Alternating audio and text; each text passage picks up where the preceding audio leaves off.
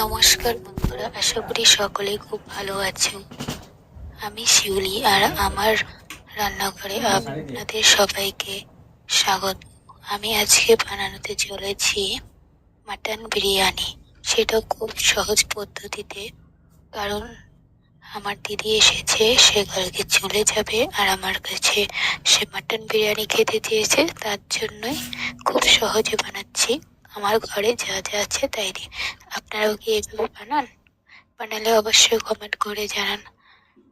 আমি যেহেতু ফেসবুকে নতুন নতুন ভিডিও ছাড়ছি, তো আমার কথাগুলো একটু এলোমেলো হতে পারে, তার জন্য আমাকে ক্ষমা করে দেবেন। কারণ প্রথম প্রথম বুঝেই উঠতে পারছি না কি করে কি করবো। আমার কাছে কোনো মাইক নেই, কিছুই নেই, শুধু আমার ফোনটা আছে। তো অনেক দিন থেকে আমি ভাবছিলাম আমি ফেসবুকে ভিডিও ছাড়বো, যেহেতু আমি একটু রান্না করতে ভালোবাসি। তার থেকেও বড় কথা, আমার বাড়ির লোকেরা আমার হাতের রান্না খেতে খুব ভালোবাসে, তার জন্যই আমি রান্নাটা ভালোবেসে করি। রান্নার জন্য আমি বেশি কিছু তো নিইনি, তো আপনারা দেখতেই পাচ্ছেন কি কি করছি। তো আমার ভিডিওটা যদি আপনাদের একটুকু ভালো লাগে, প্লিজ সাবস্ক্রাইব নয়, কারণ আমি ইউটিউবে ভিডিও ছাড়ি, সেখানে সাবস্ক্রাইব বলতে গুলিয়ে ফেলি। ইউটিউবে কি বলবো, ফেসবুকে কি বলবো, ইনস্টাতে কি বলবো, 3 জায়গাতে এখন আমি ভিডিও ছাড়ছি।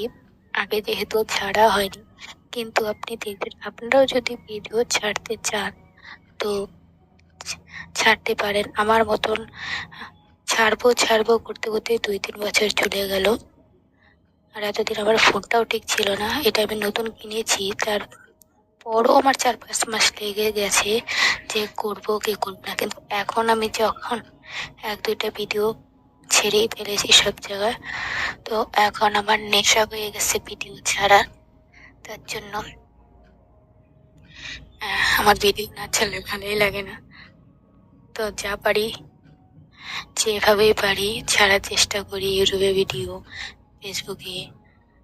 তো তোমরাও দেরি না করে ছাড়তে পারো, কারণ ছাড়বো করতে করতে অনেক সময় চলে যায়। এরকম আমার মতো অনেকে আছে যারা সাহস করে এখন হয়তো ভিডিও বানাচ্ছে বা কেউ বানাতে চাইছে, তো বানিয়ে ফেলো।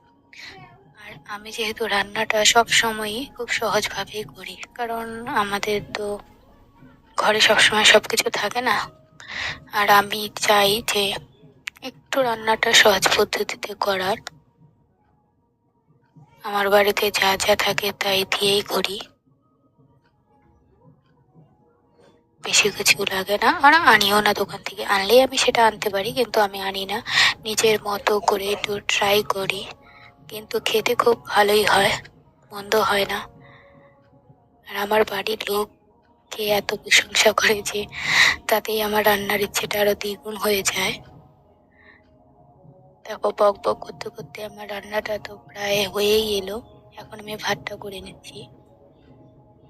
আর তোমরা তো দেখতেই পাচ্ছ আমি কি কি রান্নায় ব্যবহার করছি। আর যদি তোমরা চাও যে রেসিপিটাই আমি বলি, তো কমেন্ট করে দিও, সেক্ষেত্রে আমি একটা ভিডিও বানিয়ে দেবো কি করে আমি রান্নাটা করলাম। আর তোমরাও বাড়িতে রান্না করতে পারো। অনেক সময় বাচ্চারা বিরিয়ানি খাওয়ার আবদার করে, সেক্ষেত্রে কিংবা বাড়িতে অনেক লোক হলেও এত টাকা দিয়ে তো বিরিয়ানি কিনে আনা যায় না।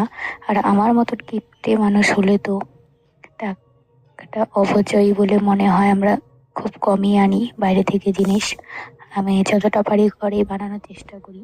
তো আপনাদের বাড়িতে বাচ্চারা থাকলে আপনারাও বাড়িতেই বানিয়ে খেতে পারেন, খুব ভালোই হয়। তো কেমন লাগলো আমার ভিডিওটা কমেন্টে অবশ্যই জানাবেন। আর যদি ভালো লাগে তো ফলো করবেন পরবর্তী ভিডিওর আপডেট পেতে। আজকে এই পর্যন্তই। সকলে ভালো থাকবেন। আর কে কোন জায়গা থেকে ভিডিওটা দেখছেন অবশ্যই কমেন্টে জানাবেন। Bye bye.